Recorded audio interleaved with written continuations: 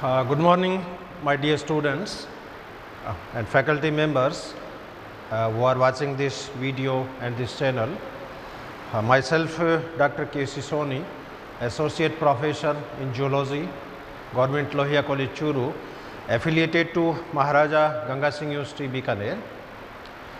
In the lecture series of cell biology, today I will deliver my talk on endoplasmic reticulum. जैसा कि आपको मालूम है, zoology department के द्वारा सेल बायोलॉजी पे एक विशेष व्याख्यानमाला का आयोजन किया जा रहा है। आज की इस व्याख्यानमाला की श्रृंखला में एंडोप्लाज्मिक रेटिकुलम पे मैं आपसे चर्चा करूंगा।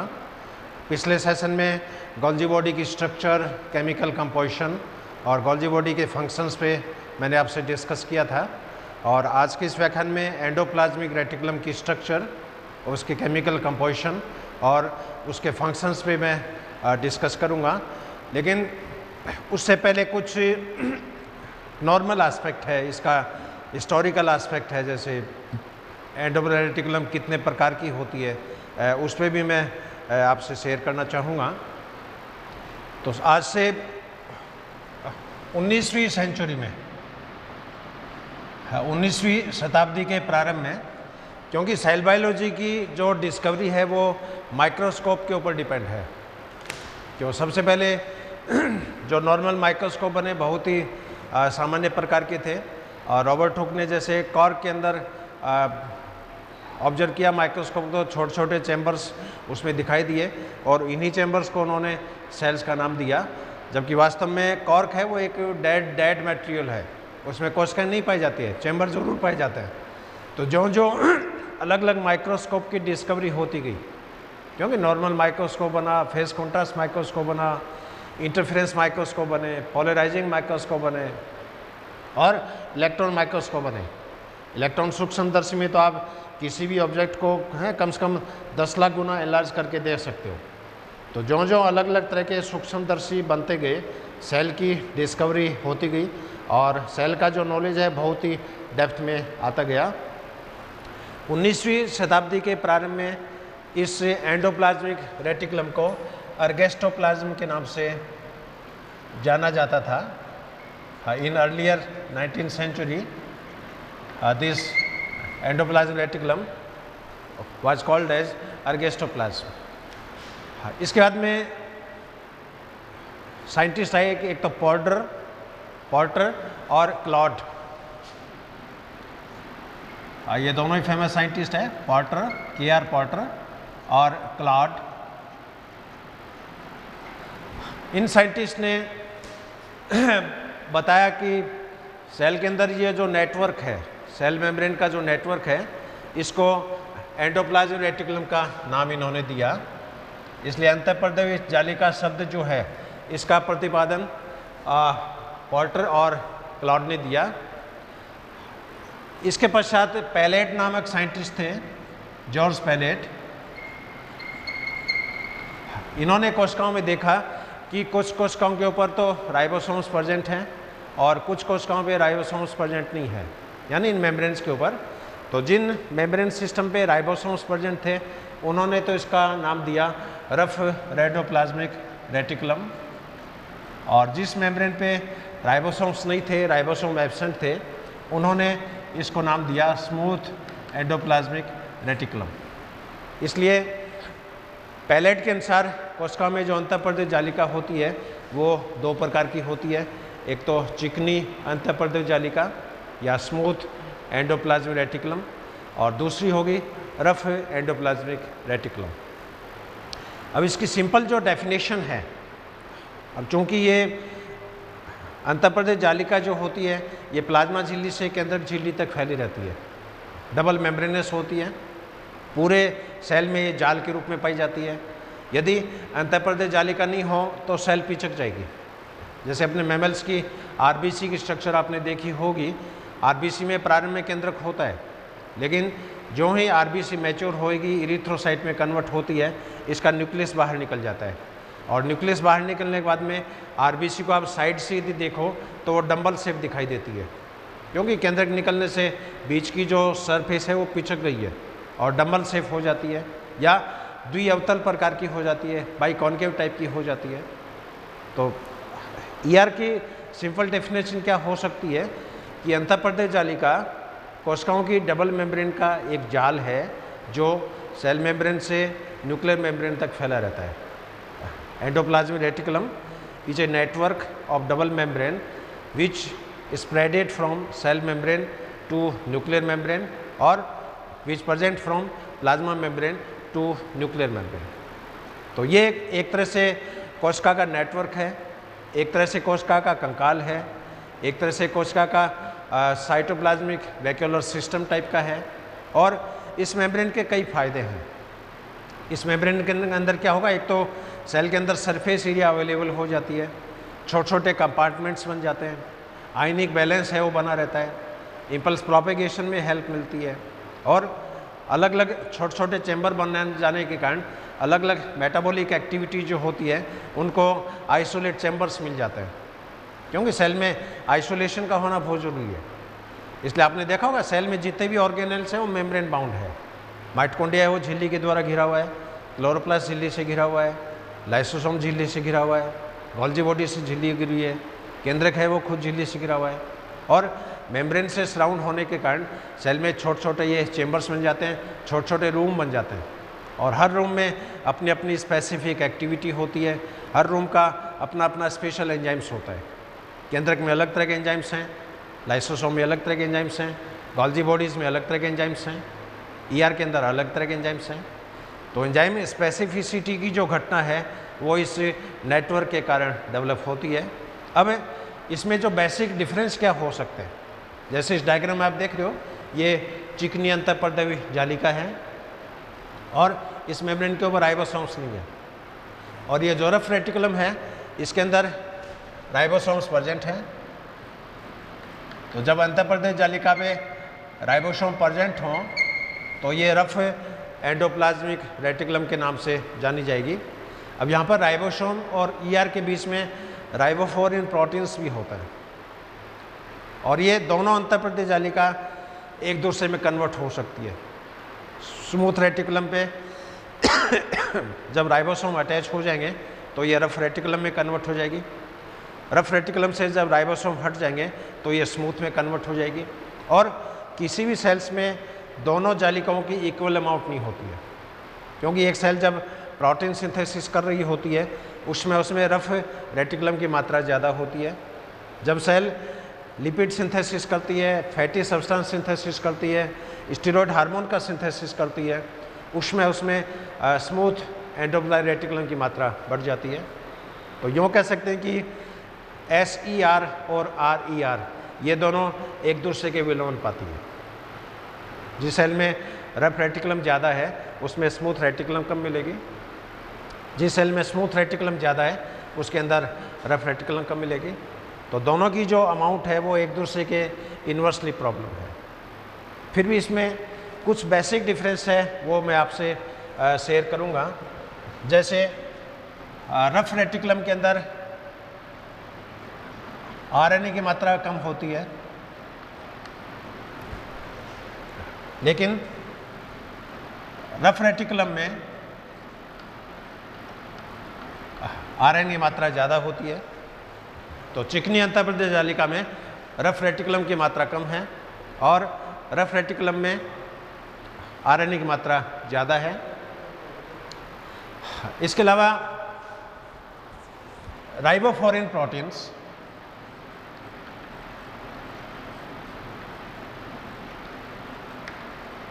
ये चिकनी अंतःपर्दय जालिका में अनुपस्थित होता है, लेकिन रफ रेटिकुलम में राइबोफोरिन प्रोटीन्स प्रेजेंट होता है।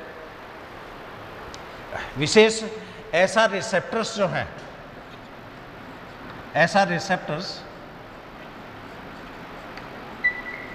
ये चिकनी अंतःपर्दय जालिका में एब्सेंट होते हैं, लेकिन रफ रेटिकुलम की झिल्ली में SR रिसेप्टर्स पाए जाते हैं। डोलिकॉल फॉस्फेट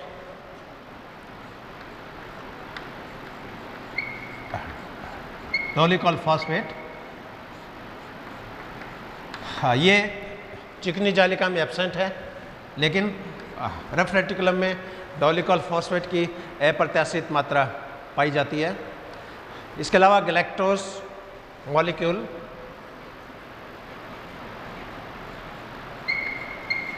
ग्लैक्टोज मॉलिक्यूल चिकनी जालिका में बहुत ज़्यादा मात्रा में पाए जाते हैं, जबकि रफ रेटिकुलम में इसकी मात्रा कम होती है।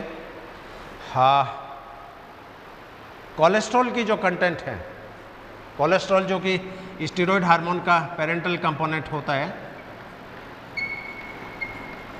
चिकनी अंतःप्रदेश जालिका में कोलेस्ट्रॉल की मात्रा ज़्यादा है, जबकि रफ रेटिकुलम में कोलेस्ट्रॉल की मात्रा कम होती है। इसके अलावा जो जो नेगेटिव चार्ज जो होता है, मेम्ब्रेन पोटेंशियल जिसको कह सकते हैं, तो नेट नेगेटिव चार्ज जो है ये चिकनी अंतःप्रदेश जालिका में कम होता है, जबकि रफ रेटिकुलम में negative valence, net negative valence ये ज़्यादा पाया जाता है। और इसके अलावा कैल्शियम आयनों की जो मात्रा है, अमाउंट ऑफ कैल्शियम आयन, ये चिकनी अंतःप्रदेश जालिका में कम मात्रा में पाया जाता है, जबकि रफ रेटिकुलम में कैल्शियम आयनों की मात्रा बहुत ज़्यादा होती है। और इसके अलावा इसमें जो स्पेशल सिंथेटिक एक्टिविटीज़ है विशेषकर जैसे कोलेस्ट्रॉल का सिंथेसिस है, डिटॉक्सिफिकेशन की एक्टिविटी है, ये चिकनी जालिका में ज़्यादा होती है और रफ रेटिकुलम में इसकी मात्रा कम होती है। तो ये कुछ बेसिक डिफरेंस है स्मूथ एंडोप्लाज्मिक रेटिकुलम में और रफ रेटिकुलम में। अब ये जो जालिकाएं हैं, अंतःप्रदेश जालिका है, कई बार ये विशेष फंक्शंस को परफॉर्म करने के लिए कोशिकाओं के अंदर मॉडिफाई हो जाती है। और अपनी बॉडी में दो स्पेशल सेल है, जैसे बॉडी के अंदर जो मांसपेशियां हैं, मसल सेल है, ये भी स्पेशल सेल्स में काउंट होती है। और आँखों की रेटिना में जो श्लाका और शंकु जो कोशिकाएं होती है, रेटिनल सेल है, ये भी स्पेशल सेल्स होती है। तो मांसपेशियों में जो अंतःप्रदेश जालिका है वो उद्दीपन प्रोपेगेशंस के लिए, मसल्स के कॉन्ट्रैक्शंस के लिए विशेष रचना में कन्वर्ट हो जाती है और ये रचना सार्कोप्लाज्मिक रेटिकुलम के नाम से जानी जाती है। इसलिए मांसपेशियों की जो अंतःप्रदेश जालिका होती है उसको सार्कोप्लाज्मिक रेटिकुलम के नाम से जाना जाता है, जबकि रेटिना में जो अंतःप्रदेश जालिका है इसको माइलॉइड बॉडी के नाम से जाना जाता है। माइलॉइड बॉडी, यहाँ पर दोनों का डायग्राम मैं शेयर करूँगा। सार्कोप्लाज्मिक रेटिकुलम जो होती है इसके अंदर तीन इंपॉर्टेंट स्ट्रक्चर है। एक तो सेंट्रल सिस्टर्नी, सेकंड स्ट्रक्चर इसमें होती है ट्रांसवर्स ट्यूबुल, और तीसरी रचना इसमें होती है टर्मिनल सिस्टर्नी। सेंट्रल सिस्टर्नी जो होती है ये प्रत्येक मसल सेल्स में बीच में प्रेजेंट है और ये ट्यूबुलर प्रकार की होती है, परफोरेटेड प्रकार की होती है। इसमें छोटे छोटे रंध्र होते हैं, छोटे छोटे छिद्र होते हैं और इन छिद्रों से ट्रांसवर्स ट्यूबुल कनेक्ट रहती है। ट्रांसवर्स ट्यूबुल जो होती है ये टर्मिनल सिस्टर्नी से कनेक्ट रहती है। और इन तीनों का अरेंजमेंट इस तरह होता है कि इनको यदि ट्रांसवर्स सेक्शन में अपन देखें तो ये एक ट्रायंगल के रूप में, एक त्रिकोण के रूप में ये दिखाई देती है। और इन मांसपेशियों में कैल्शियम का बहुत ज़बरदस्त स्टोर हाउस होता है, कैल्शियम की मात्रा इसके अंदर संग्रहित रहती है। तो मांसपेशियों में जब भी संकुचन होता है उसमें इनसे कैल्शियम आयन है वो रिलीज होता है। कैल्शियम आयन रिलीज होते हैं तो एक्टिन और मायोसिन के फिलामेंट में कॉन्ट्रैक्शन होता है, रिलैक्सेशन होता है, उसमें क्रॉस ब्रिज बनता है, क्रॉस ब्रिज हटता है। तो मसल्स कॉन्ट्रैक्शन की जो साइकिल होती है उस साइकिल में इन कैल्शियम आयनों का बहुत बड़ा रोल है।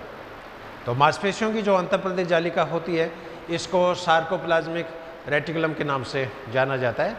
अब दूसरी तरफ रेटिना में जो ईआर है इसको माइलॉइड बॉडी के नाम से जाना जाता है। और माइलॉइड बॉडी में जैसे एक रेटिनल सेल्स का मैं डायग्राम जैसे बनाऊं सिंपली, हाँ ये इसका टर्मिनल पार्ट है, हाँ ये इसकी सेल बॉडी है और इसकी प्लाज्मा झिल्ली जो होती है इसमें इन्वेजिनेशन पाया जाता है इस तरह का। तो इन्वेजिनेशंस के कारण इस तरह की ये विलाई के समान या माइक्रोलाई के समान ये रचना बन जाती है और यही रचना माइलॉइड बॉडी के नाम से जानी जाती है। इस माइलॉइड बॉडी की फॉर्मेशन बेसल पार्ट से होती है और ये ऊपर की तरफ शिफ्ट होती रहती है।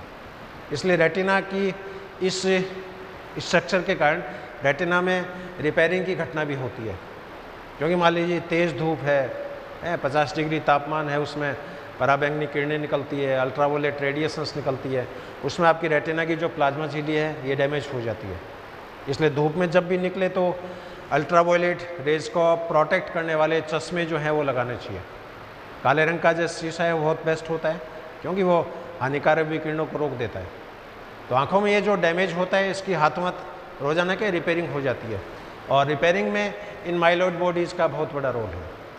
ये माइलॉइड बॉडी है ये इस सेल बॉडी के ऊपर वाले पार्ट से बनती है और ऊपर की तरफ ये शिफ्ट होती रहती है, क्योंकि डैमेज जो होगा वो इस पार्ट से होता है और डैमेज जब होता है तो इसकी हाथों हाथ रिपेयरिंग होती रहती है और रेटिना के रीजनरेशंस में, रेटिना की रिपेयरिंग में इन माइलॉइड बॉडीज़ का बहुत बड़ा रोल है।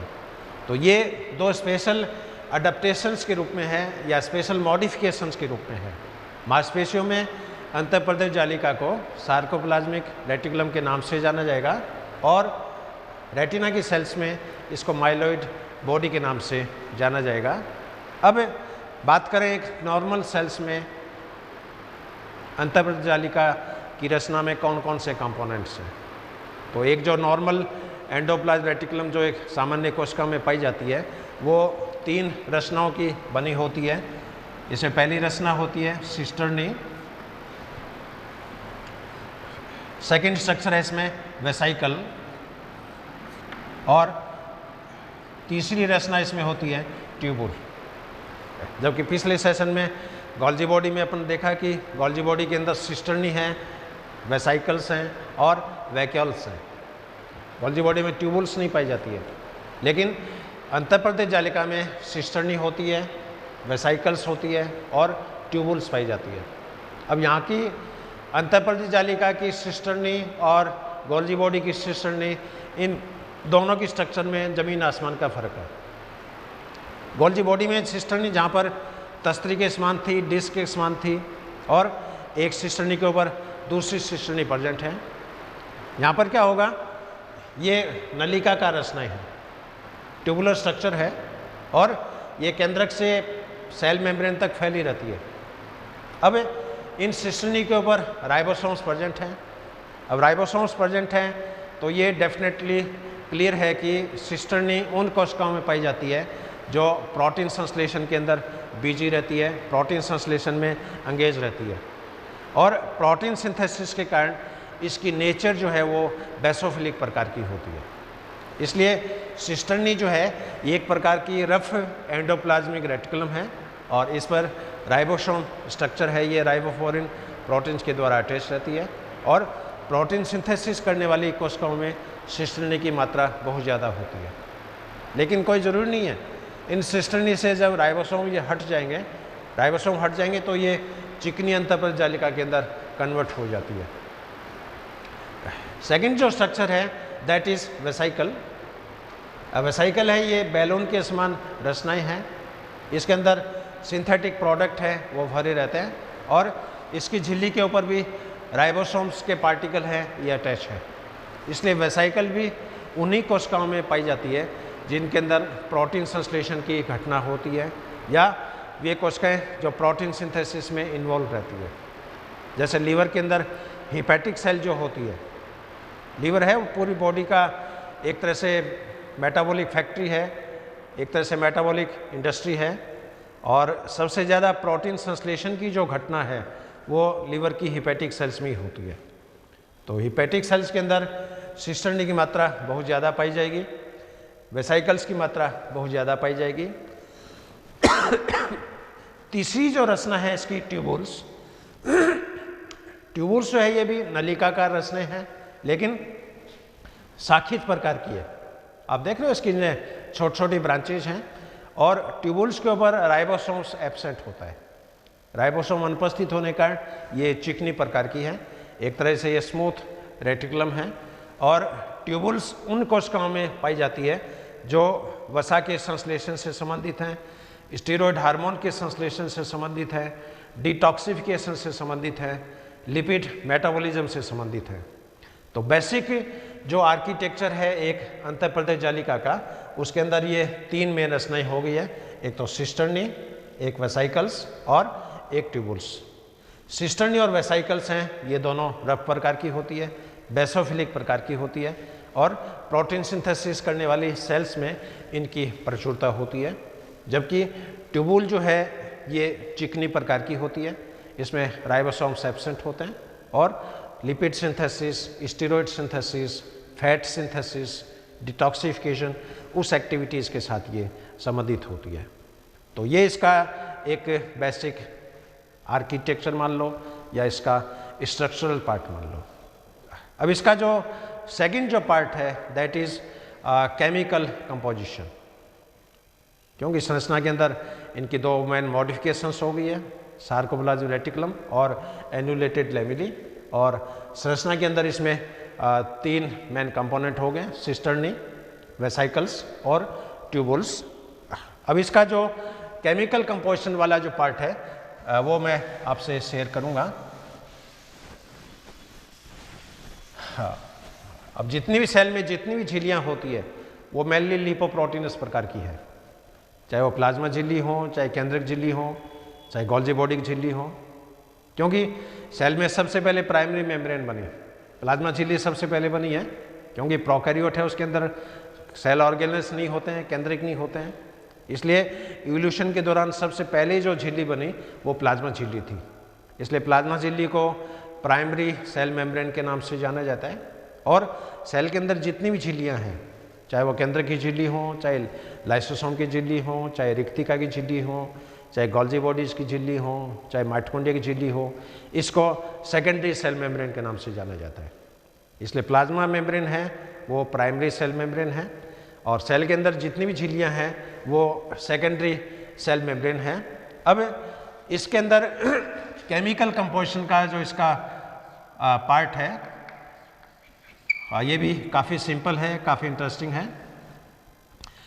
इसमें मेन जो मॉलिक्यूल है उसमें लिपिड जैसे पाई जाएगी और लिपिड की मात्रा अंतःप्रदेश जालिका में 35 से 40% तक होती है, 35 to 40%।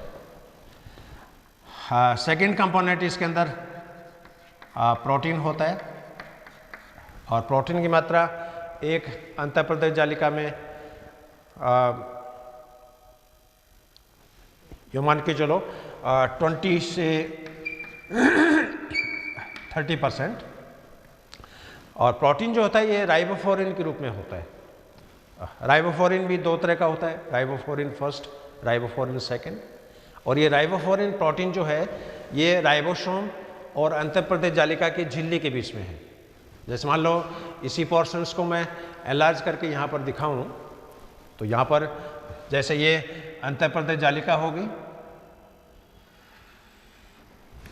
इस अंतःप्रदेश जालिका के साथ ये राइबोफ्लोरिन प्रोटीन्स प्रेजेंट हैं और राइबोफ्लोरिन प्रोटीन के ऊपर ये राइबोसोम प्रेजेंट है। तो ये जो पार्ट है इसका डिटेल पार्ट ऐसा है, ये स्ट्रक्चर राइबोसोम,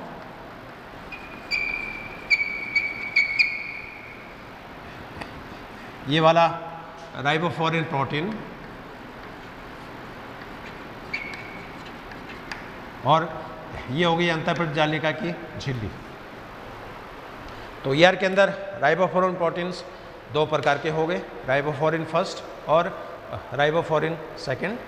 अब चूँकि रफ रेटिकुलम है इसमें अलग तरह की एंजाइमेटिक प्रॉपर्टीज़ मिलेगी, चिकनी जालिका में अलग तरह की एंजाइमेटिक प्रॉपर्टीज़ मिलेगी। तो यहाँ पर तीसरा जो मेन केमिकल कंपोनेंट है इसमें दैट इज़ एंजाइम। और ईआर के अंदर बहुत ही स्पेसिफिक एंजाइम्स जो हैं वो पाए जाते हैं और कुछ विशेष मेटाबॉलिक एक्टिविटी जो होती है सेल्स में वो इन एंजाइमों की वजह से होती है। तो ईआर के जो मुख्य एंजाइम हैं, मुख्य एंजाइमों में एस्ट्रेज, बहुत इम्पॉर्टेंट एंजाइम है। इसके अलावा NADH, साइटोक्रोम B5 रिडक्टेज। हाँ, एक एंजाइम इसमें होता है NADH, साइटोक्रोम C, हाँ रिडक्टेज। हाँ, एक एंजाइम इसमें होता है न्यूक्लियोटाइड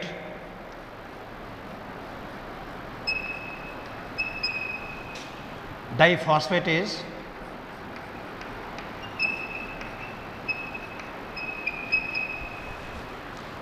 एक एंजाइम इसमें मिलता है glucose 6 phosphatase.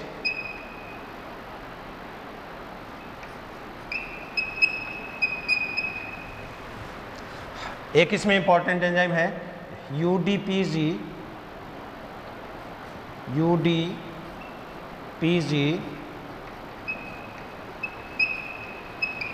Glycogen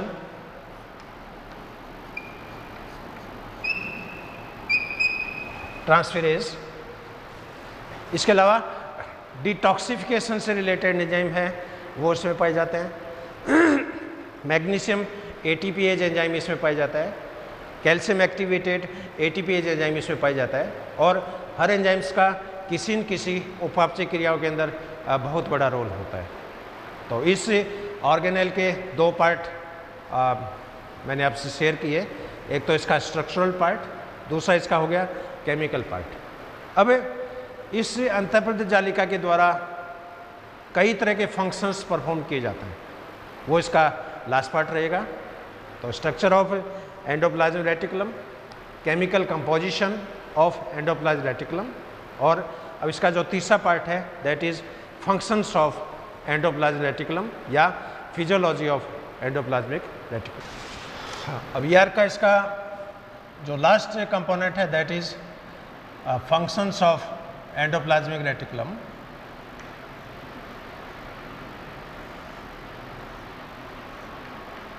functions of ER। अब अंतःप्रदेश जालिका के द्वारा काफ़ी डाइवर्स प्रकार के फंक्शंस परफॉर्म किए जाते हैं। मैं इन फंक्शंस को केवल हेडिंग के द्वारा केवल हाईलाइट करते हुए मैं फोकस करूंगा, इसमें मैं डिटेल में नहीं जाऊंगा। हाँ, इसका मेन फंक्शन जैसे प्रोटीन सिंथेसिस। अब चूंकि सेल के अंदर अंतःप्रदेश जालिकाएं दो तरह की हैं, एक तो स्मूथ टाइप की और एक रफ टाइप की। तो रफ टाइप की जो रेटिकुलम होती है ये प्रोटीन सिंथेसिस में इन्वॉल्व रहती है। अब सेल में जो राइबोसोम है वो दो तरह के हैं, एक तो फ्री राइबोसोम है जो पूरे साइटोप्लाज्म में स्कैटर्ड हैं, और दूसरे राइबोसोम हैं जो ER की झिल्ली के साथ जुड़े हैं। तो राइबोसोम दो तरह के हो गए, फ्री राइबोसोम और बाउंडेड राइबोसोम। अब ये जो बाउंडेड राइबोसोम होते हैं ये छोटी श्रृंखला वाले जो पॉलीपेप्टाइड होते हैं, जिसमें विशेषकर 15 से लेकर 30 तक एमिनो एसिड्स हों, उस तरह की छोटी पॉलीपेप्टाइड श्रृंखलाओं का संश्लेषण इन रफ रेटिकुलम के द्वारा होता है। और इसमें एक विशेष एंजाइम होता है सिग्नल पेप्टिडेज। तो ये एंजाइम रफ रेटिकुलम की प्लाज्मा झिल्ली में पाया जाता है। तो जो ही राइबोसोम्स के द्वारा सिग्नल पेप्टाइड का सिंथेसिस होता है, छोटे पॉलीपेप्टाइड श्रृंखलाओं का सिंथेसिस होता है, ये सिग्नल पेप्टिडेज एंजाइम इस संश्लेषित प्रोटीन को पृथक कर देते हैं और पृथक करके इसको एंडोप्लाज्मिक रेटिकुलम की जो लुमेन होती है उसके अंदर इसको ये कैरी करते हैं और वहाँ पर इसकी प्रोसेसिंग होती है, पैकेजिंग का काम होता है। इसलिए रफ रेटिकुलम के द्वारा छोटी पॉलीपेप्टाइड श्रृंखलाएं जो होती है 15 से 30 एमिनो एसिड वाली, उन पॉलीपेप्टाइड श्रृंखलाओं का संश्लेषण इस रफ एंडोप्लाज्मिक रेटिकुलम के द्वारा होता है। हाँ, एक इसका इम्पॉर्टेंट फंक्शंस हैं मैकेनिकल सपोर्ट यानी यांत्रिक आलंबन। और ये मैंने बताया कि अंतःप्रदेश जालिका जो होती है ये प्लाज्मा झिल्ली से लेकर केंद्रक झिल्ली तक पूरी सेल के अंदर फैली रहती है और ER की उपस्थिति के कारण क्या होगा कि सेल पिचकती नहीं है, सेल की जो विशेष आकार और आकृति जो है, क्योंकि कोई सेल स्तंभाकार है, कोई कॉलमनर है, कोई इलिप्टिकल है, कोई स्फेरिकल है, कोई स्पिंडल शेप है, तो अलग अलग कोशिकाओं की जो आकृति होती है उस आकृति को मेंटेन करने में इस अंतःप्रदेश जालिका का बहुत बड़ा रोल है, क्योंकि ये पूरे साइटोप्लाज्म में प्लाज्मा झिल्ली से केंद्रक झिल्ली तक ये फैली रहती है। और इस ER की उपस्थिति के कारण सेल को एक तरह का यांत्रिक आलम्बन प्रोवाइड किया जाता है, एक तरह का मैकेनिकल सपोर्ट है वो प्रोवाइड किया जाता है, और कोशिकाएं पिचकने से बच जाती है और सेल की जो पर्टिकुलर शेप और साइज होती है वो मेंटेन रहती है, क्योंकि हर सेल का फंक्शन जो होता है वो भी उसकी आकृति के ऊपर डिपेंड करता है। जैसे आपने देखा होगा नर्व सेल्स लंबी क्यों होती है, मसल सेल्स तर्करूपी क्यों होती है, जितनी भी ग्लैंडुलर सेल्स हैं वो स्तंभाकार क्यों होती है, क्योंकि हर सेल का फंक्शन जो होता है वो उसकी आकार और आकृति के ऊपर डिपेंड करता है, और आकृति को बनाए रखने में इस अंतःप्रदेश जालिका का बहुत बड़ा रोल है। तो मैकेनिकल सपोर्ट जो होता है वो इस ER के द्वारा प्रोवाइड किया जाता है। इसके अलावा ग्लाइकोजन मेटाबॉलिज्म, ग्लाइकोजन के उपापचय में ER का बहुत बड़ा रोल है। और यहाँ पर 2 एंजाइम मैंने आपसे अभी शेयर किए थे, इसमें एक एंजाइम तो था ग्लूकोज 6 फॉस्फेटेज, ग्लूकोज 6 फॉस्फेटेज, और दूसरा एंजाइम है UDPG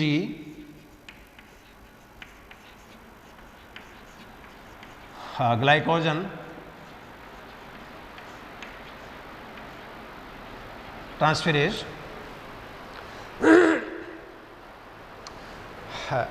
अब इसमें ग्लूकोज 6 फॉस्फेटेज जो एंजाइम है ये ग्लाइकोजन के विखंडन से संबंधित है, यानी ग्लाइकोजिनोलाइसिस, और UDPG ग्लाइकोजन ट्रांसफेरेज एंजाइम जो होता है ये ग्लाइकोजन के संश्लेषण से संबंधित है। तो यहाँ पर 2 इम्पॉर्टेंट मेटाबॉलिक इवेंट हो गई है, एक तो ग्लाइकोजिनोलाइसिस, एक हो गई ग्लाइकोजेनेसिस। अब ग्लाइकोजिनोलाइसिस में तो क्या होगा, ग्लाइकोजन का मॉलिक्यूल ग्लूकोज में कन्वर्ट होता है, और ग्लाइकोजेनेसिस में ग्लूकोज का जो मॉलिक्यूल होता है वो ग्लाइकोजन में कन्वर्ट होता है। अब आपके यदि ग्लाइकोलाइसिस की रिएक्शन यदि याद हो तो ग्लाइकोलाइसिस में क्या होता है कि पहले नंबर की रिएक्शन, तीसरे नंबर की रिएक्शन और 10वें नंबर की रिएक्शन ये हमेशा यूनिडायरेक्शनल होती है, और इन 3 के अलावा बाकी की जो रिएक्शंस होती है वो हमेशा बाई डायरेक्शनल होती है। अब मान लीजिए ग्लूकोज ग्लाइकोलाइसिस की पहली जो रिएक्शन है, पहली रिएक्शन में क्या होगा, ग्लूकोज का जो मॉलिक्यूल है ये कन्वर्ट होता है ग्लूकोज 6 फॉस्फेट में। यहाँ पर एक मॉलिक्यूल ATP का काम में आता है। इस रिएक्शन में मैग्नीशियम आयनों की आवश्यकता होती है, और यहाँ पर एंजाइम होता है ग्लूकोकाइनेज या हेक्सोकाइनेज। अब ग्लूकोज का ग्लूकोज 6 फॉस्फेट में जो रूपांतरण है ये यूनिडायरेक्शनल है। बाई डायरेक्शनल होता तो सेम एंजाइम के द्वारा ग्लूकोज 6 फॉस्फेट का रूपांतरण ग्लूकोज में हो जाता है, ग्लूकोज का रूपांतरण ग्लूकोज 6 फॉस्फेट में हो जाता है। अब यहाँ पर ग्लूकोज का ग्लूकोज 6 फॉस्फेट में जो रूपांतरण है ये तो एंजाइम ग्लूकोकाइनेज के द्वारा संपादित हो रहा है, लेकिन सेल में जब ग्लाइकोजन विखंडित होता है, मान लीजिए आदमी 4-5 घंटे जैसे खाना नहीं खाए, उस केस में क्या होगा, आदमी एक मान लीजिए एक्सरसाइज कर रहा है, बहुत ज़्यादा खेतों में काम कर रहा है, उस केस में क्या होगा, मसल्स में जो ग्लाइकोजन स्टोर्ड रहता है, लीवर में जो ग्लाइकोजन स्टोर्ड रहता है वो ग्लूकोज में कन्वर्ट होता है, और ग्लाइकोजन जब ग्लूकोज में कन्वर्ट होगा तो ग्लाइकोलाइसिस की उल्टी रिएक्शन संपादित होगी। अब मान लीजिए ग्लाइकोजन का मॉलिक्यूल ब्रेक होकर ग्लूकोज 6 फॉस्फेट तक आ गया। अब इस ग्लूकोज 6 फॉस्फेट का ग्लूकोज में जो रूपांतरण है वो रूपांतरण इस ग्लूकोज 6 फॉस्फेटेज एंजाइम के द्वारा संपादित होता है। तो यहाँ पर ग्लूकोज 6 फॉस्फेट में रूपांतरण ग्लूकोकाइनेज एंजाइम के द्वारा और ग्लूकोज 6 फॉस्फेट का ग्लूकोज में रूपांतरण ग्लूकोज 6 फॉस्फेटेज एंजाइम के द्वारा संपादित होता है और ये एंजाइम अंतःप्रदेश जालिका में प्रचुर मात्रा में पाया जाता है। दूसरा जो इम्पोर्टेंट एंजाइम है UDPG ग्लाइकोजन ट्रांसफरेज। अब इसमें क्या होगा, ग्लाइकोजन का जो मॉलिक्यूल है ये ब्रांच टाइप का मॉलिक्यूल है। इसकी जो लीनियर श्रृंखलाएं होती है उसमें तो बीटा 1,4 ग्लाइकोसाइड बॉन्ड पाया जाता है, लेकिन जहाँ जहाँ से ब्रांचेस निकलती है वहाँ पर 1,6 ग्लाइकोसाइड बॉन्ड पाया जाता है। और ये जो ब्रांचिंग होती है इस ब्रांचेज की फॉर्मेशन इस एंजाइम के द्वारा होती है, इसलिए कई बार इस एंजाइम को ब्रांचिंग एंजाइम के नाम से भी जाना जाता है। यदि एंजाइम नहीं होगा तो ग्लाइकोजन की लीनियर चेन तो बन जाएगी लेकिन साइड चेन नहीं बनती है। और ग्लाइकोजन है ये एक तरह का पॉलीसेकेराइड है, ग्लूकोज का पॉलीमर है।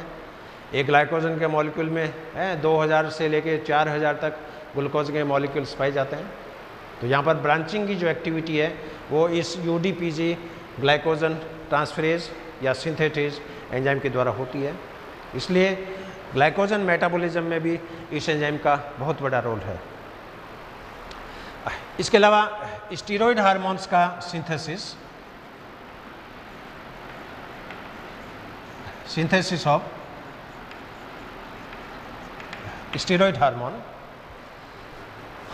अब स्टीरॉयड हार्मोन जो है ये मुख्यतया टेस्टिस में संश्लेषित होता है, ओवरी के अंदर संश्लेषित होता है, एड्रिनल ग्लैंड्स में संश्लेषित होता है और अपनी स्किन के अंदर विटामिन डी है, ये भी एक तरह का स्टीरॉयड प्रोडक्ट है।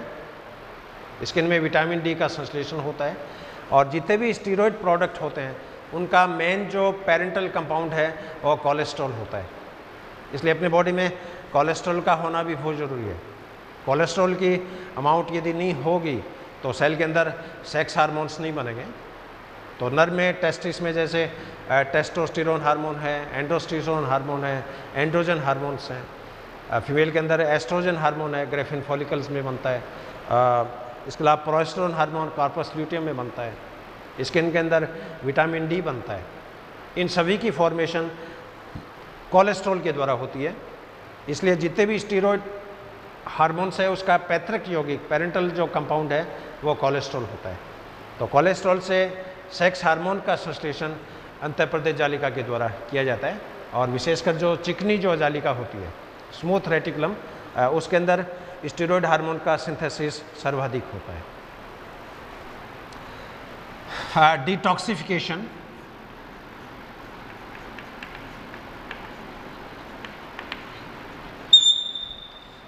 अब कई बार क्या होता है कि सेल के अंदर टॉक्सिक प्रोडक्ट हैं वो बनते रहते हैं। इसके अलावा टॉक्सिक प्रोडक्ट बाहर से एंटर भी कर सकते हैं। मान लो अपने बॉडी में सपोज बैक्टीरियल इन्फेक्शन हो गया, वायरल इन्फेक्शन हो गया। अब ये बैक्टीरिया जो होते हैं ये भी एक्सोटॉक्सिन एंडोटॉक्सिन्स का स्राव करते हैं, लेकिन यदि मनुष्य की अंतःप्रदेश जालिका यदि प्रॉपर फंक्शंस कर रही है उस केस में ये जो विषाक्त पदार्थ हैं इनका उदासीनीकरण हो जाता है, न्यूट्रलाइजेशन हो जाता है। कई बार देखा होगा आदमी पॉइजन खा लेता है, कई बार वेनम खा लेता है, कोई जो इंसेक्टिसाइड खा लेता है, पेस्टिसाइड खा लेता है और उस केस में कई बार व्यक्ति जो होता है वो जिंदा बच जाता है। उसमें जिंदा बचने के पीछे मेन रोल है वो इस अंतःप्रदेश जालिका का है। तो कई बार एक्सपेरिमेंट किया गया है कि यदि सेल में फिनोबार्बिटॉल एक तरह का टॉक्सिन्स हैं, विषाक्त पदार्थ है, यदि सेल में फिनोबार्बिटॉल का इंजेक्शन दिया जाए और उस सेल में यदि चिकनी अंतःप्रदेश जालिका बहुत ज़्यादा सक्रिय हों तो ये देखा गया कि वो सेल सर्वाइव करती है, रिवाइव कर जाती है और उस सेल्स की डेथ नहीं होती है। तो विषाक्त पदार्थों के प्रभाव को उदासीन करना ये घटना कहलाती है detoxification. Neutralise the action of toxic effect of a toxins. इसके अलावा सेल में जो माइक्रोबॉडीज होती है, सूक्ष्म पिंड,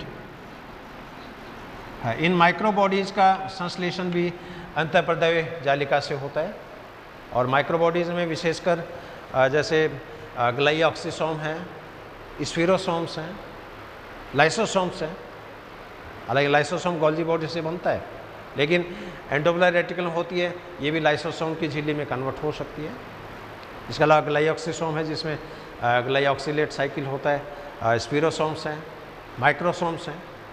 तो शरीर में जो छोटी छोटी बूंदिकाएँ होती है, छोटी छोटी जो सूक्ष्म पिंड हैं जिनके अंदर हाइड्रोलाइटिक एंजाइम्स पाए जाते हैं, पेरोक्सीडेज एंजाइम पाए जाते हैं और कोई लाइटिक एंजाइम्स पाए जाते हैं, उन सूक्ष्म पिंडों का निर्माण इस अंतःप्रद्रवी जालिका से होता है। हाँ, एक इसका इम्पॉर्टेंट फंक्शन है मेम्ब्रेन फ्लो, यानी झिल्ली के द्वारा होने वाला प्रवाह।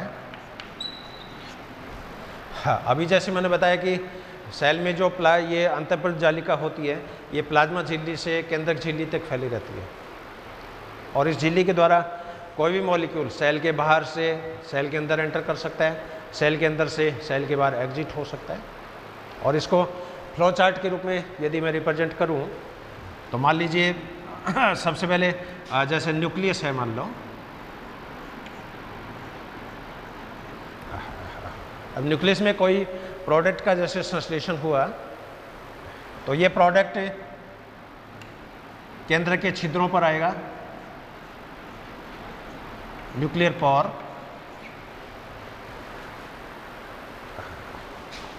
केंद्रक छिद्र है तो इसके साथ एंडोप्लाज्मिक रेटिकुलम अटैच है। तो ये प्रोडक्ट केंद्रक से अंतःप्रद्रवी जालिका में आ गया और ये अंतःप्रद्रवी जालिका जो होती है ये प्लाज्मा झिल्ली के साथ अटैच है। It is attached with cell membrane और सेल मेम्ब्रेन के बाहर आउटर मीडियम है। तो केंद्र के अंदर जो पदार्थ था, जो संश्लेषित पदार्थ था, वो पदार्थ केंद्रक से कहाँ आ गया? सेल के बाहर। अब ये परिवहन जो हो रहा है वो झिल्लियों के थ्रू ही हो रहा है, एक तरह से चैनल के थ्रू हो रहा है। तो झिल्लियों के द्वारा होने वाला जो ट्रांसपोर्टेशन है, जो फ्लो है, इसको झिल्ली प्रवाह के नाम से या मेम्ब्रेन फ्लो के नाम से जाना जाता है।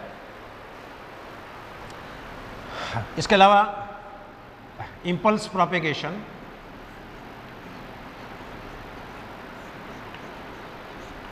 अब ये जो कार्य है विशेषकर मांसपेशियों का कार्य है,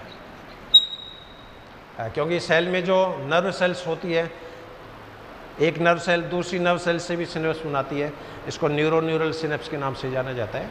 कई बार एक नर्व सेल जो होती है उसका एक्सॉन मांसपेशियों के साथ भी सिनेप्स बनाता है, उसको न्यूरोमस्कुलर सिनेप्स बोलते हैं। अब अपनी बॉडी में जितनी भी मस्कुलर एक्टिविटीज़ हैं, जैसे मैं बोल रहा हूँ, हाथ हिला रहा हूँ, चौक से जैसे लिख रहा हूँ, तो ये सारी एक्टिविटी है वो इस न्यूरोमस्कुलर सिनेप्स के द्वारा संपादित होती है। अब यहाँ पर क्या होगा कि तंत्रिकाओं से उद्दीपन जो आ रहा है, ये उद्दीपन एक्सॉन पर आएगा, एक्सॉन से एसिटिलकोलिन सिक्रीट होगा और ये एसिटिलकोलिन मसल्स की प्लाज्मा झिल्ली में जो रिसेप्टर्स हैं उसके साथ ही बाइंड होगा। अब बाइंड होते ही मांसपेशियों की प्लाज्मा झिल्ली में उद्दीपन डेवलप हो गया। अब ये उद्दीपन सेल के अंदर जाएगा, किसके थ्रू? इस सार्कोप्लाज्मिक रेटिकुलम के थ्रू। तो ये उद्दीपन जब प्लाज्मा झिल्ली से मांसपेशियों के अंदर चला गया, अब इन मांसपेशियों में कैल्शियम आयन का स्टोर हाउस है, कैल्शियम आयन है वो रिलीज होंगे, कैल्शियम आयन रिलीज होंगे तो एक्टिन और मायोसिन के बीच में क्रॉस ब्रिज बनता है और क्रॉस ब्रिज बनता है तो मसल्स के अंदर कॉन्ट्रैक्शन की जो एक्टिविटी है वो स्टार्ट हो जाती है। तो मांसपेशियों के अंदर जो उद्दीपन का प्रोपेगेशंस हैं, मांसपेशियों में जो संकुचन की जो परिघटना है वो अंतःप्रद्रवी जालिकों के द्वारा संपादित होती है। हाँ, इसके अलावा एटीपी सिंथेसिस। अब हालांकि एटीपी का संश्लेषण का जो मुख्य कार्य है वो माइटोकॉन्ड्रिया में इलेक्ट्रॉन ट्रांसपोर्ट सिस्टम के द्वारा संपादित होता है, लेकिन कुछ मॉलिक्यूल अंतःप्रद्रवी जालिका की झिल्ली के ऊपर भी संश्लेषित हो सकते हैं, क्योंकि ईआर की मेम्ब्रेन में भी ईटीएस सिस्टम जो होता है, इलेक्ट्रॉन ट्रांसपोर्ट सिस्टम जो होता है, वो इसके अंदर पाया जाता है।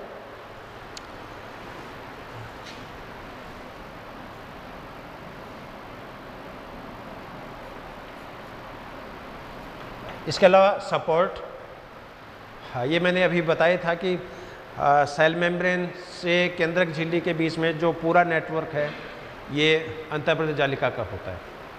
और सेल के अंदर मेटाबॉलिक रिएक्शंस जो होती है वो दो प्रकार की होती है।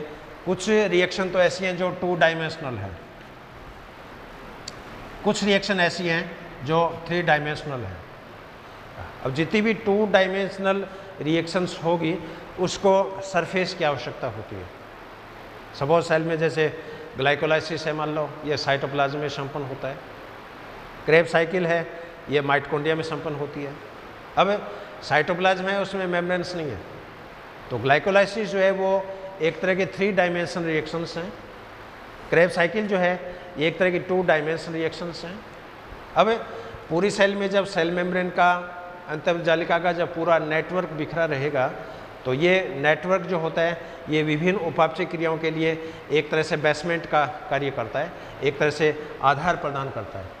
तो आलंबन का जो कार्य है, सपोर्ट, पहले वाला जो मैकेनिकल सपोर्ट था ये भी आलंबन है, लेकिन ये उपापचय क्रियाओं के लिए सरफेस प्रोवाइड करने का काम है और ये फंक्शन ER के द्वारा संपादित किया जाता है। इसके अलावा कोशिकाओं में लिपोप्रोटीन का संश्लेषण ये ER के द्वारा होता है, क्योंकि ER में दोनों प्रॉपर्टीज़ हैं।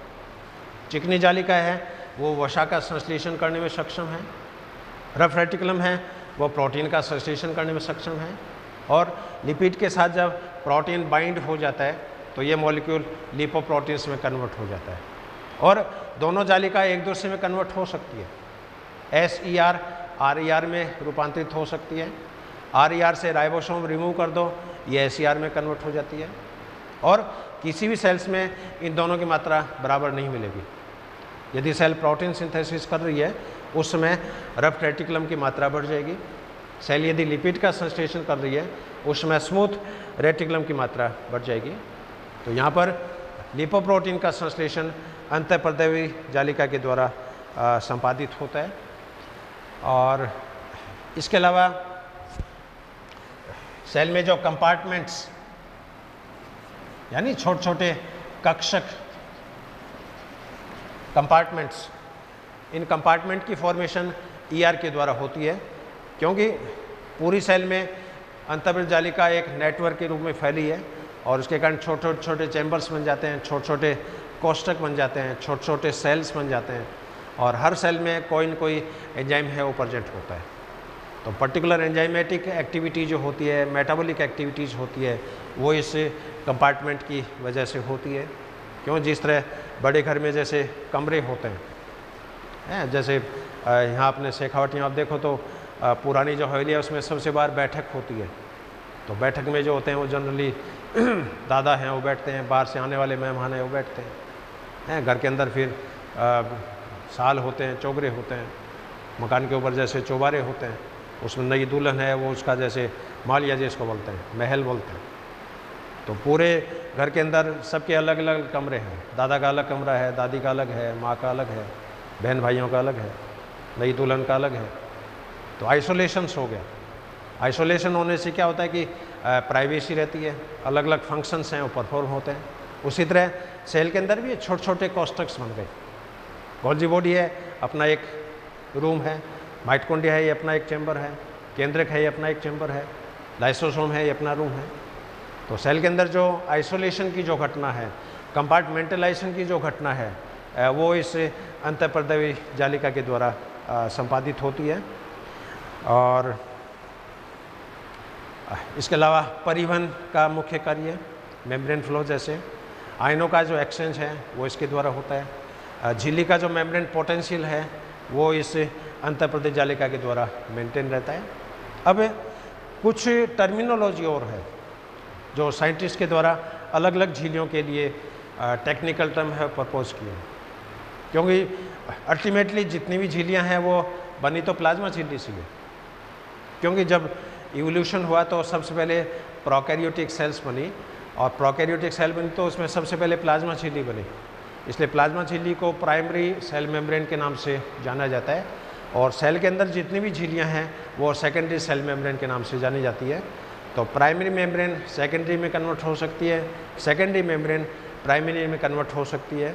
और उस बेसिस पे साइंटिस्ट ने 3 टर्म हैं वो प्रपोज किए। एक तो अल्फा साइटोमेम्ब्रेन, एक बीटा साइटोमेम्ब्रेन और गामा साइटोमेम्ब्रेन। अल्फा मेम्ब्रेन शब्द जो है ये रफ एंडोप्लाज्मिक रेटिकुलम की झिल्ली के लिए प्रयोग में लिया जाता है। बीटा साइटोमेम्ब्रेन जो है ये प्लाज्मा झिल्ली के अंतर्वलन से जो रचनाएं बनेगी, इन्वेजिनेटेड स्ट्रक्चर, उसके लिए प्रयोग में लिया जाता है। जैसे मान लीजिए सेल में फैगोसाइटोसिस हो रहा है, तो फैगोसाइटोसिस होता है तो प्लाज्मा झिल्ली के इन्वेजिनेशन से फूड कप बनता है, फैगोसोम बनता है। तो फूड कप की जो प्लाज्मा झिल्ली है, फैगोसोम की जो प्लाज्मा झिल्ली है, पिनोसोम की जो प्लाज्मा झिल्ली है, वो बीटा साइटोमेम्ब्रेन के नाम से जानी जाती है। और गामा मेम्ब्रेन जो है ये गोल्जी बॉडी की जो झिल्लियाँ हैं, गोल्जी बॉडी में जैसे सिस्टर्नी की मेम्ब्रेन है, वेसाइकल्स की मेम्ब्रेन है, वैक्यूल्स की मेम्ब्रेन है। तो गोल्जी बॉडी की जो झिल्लियाँ होती है उसके लिए गामा साइटोमेम्ब्रेन शब्द का प्रयोग किया जाता है। और हर सेल की अलग अलग स्पेशलिटी है। हालांकि सारी झिल्लियाँ बनी लिपोप्रोटीन्स की है, ये कुछ में लिपिड ज़्यादा है, प्रोटीन्स कम है, कुछ में प्रोटीन ज़्यादा है, कुछ में लिपिड्स कम है, कुछ में विशेष तरह के रिसेप्टर्स पाए जाते हैं। और ये तीनों मेम्ब्रेन एक दूसरे से इंटरकनेक्टेड रहती है। तीनों मेम्ब्रेन एक दूसरे के अंदर कन्वर्ट भी हो सकती है। अल्फा मेम्ब्रेन का बीटा में रूपांतरण हो सकता है, बीटा का गामा में हो सकता है, गामा का अल्फा में रूपांतरण हो सकता है। तो सेल के अंदर जो एक तरह से रिपेयरिंग का जो सिस्टम है, फ्लो का सिस्टम है, एक तरह से इंटर कन्वर्जन का जो सिस्टम है, उस सिस्टम में इन मेम्ब्रेन्स का बहुत बड़ा रोल है। तो आजकल साइंटिस्ट ने इनकी अलग अलग टेक्निकल टर्म है वो प्रपोज किए। तो रफ एंडोप्लाज्म रेटिकुलम, इसकी झिल्ली के लिए अल्फा साइटोमेम्ब्रेन शब्द का प्रयोग किया जाएगा। प्लाज्मा झिल्ली के अंतर्वलन से बनने वाली रचनाओं के लिए बीटा साइटोमेम्ब्रेन्स का प्रयोग किया जाता है। और गोल्जी बॉडी की जो झिल्ली है इसके लिए गामा साइटोमेम्ब्रेन्स का प्रयोग किया जाता है। तो ये एक नट सेल में गोल्जी, इसकी अंतःप्रजालिका के स्ट्रक्चरल प्रॉपर्टी, इसकी केमिकल प्रॉपर्टीज़ और इसके फंक्शनल प्रॉपर्टीज़, तो सारे एस्पेक्ट को मैंने बहुत ही शॉर्ट में, क्योंकि ये पेपर हमारे अंडर ग्रेजुएट क्लासेस में चलता है, एमएससी में नहीं चलता है। तो यूजी के स्टूडेंट्स को ध्यान में रखते हुए बहुत ही शॉर्ट में और समरी के रूप में, एक सारांश के रूप में ये मान लो, उस रूप में ये व्याख्यान मैंने डिलीवर किया है। और आशा करता हूँ आपके व्याख्यान ये समझ में आया होगा। और इसी के साथ में एक बार हमारे डिपार्टमेंट की तरफ से, हमारे कॉलेज की तरफ से मैं आप सभी को धन्यवाद देना चाहता हूँ। I am highly grateful to you, I am highly thankful to you. Have a good day, have a great day. Thank you very much.